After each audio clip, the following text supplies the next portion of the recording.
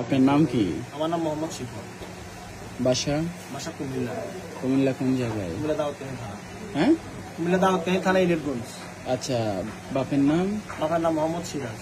কি করেন? আমি রাজমিস্ত্রির কাজ করি।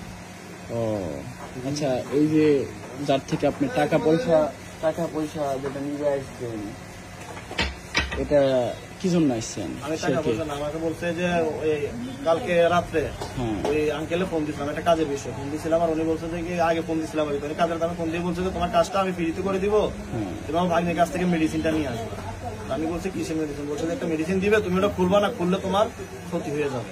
কে সেটা বলছে? ওই যে ওই মামা। যে মামা পাঠায় দিছে?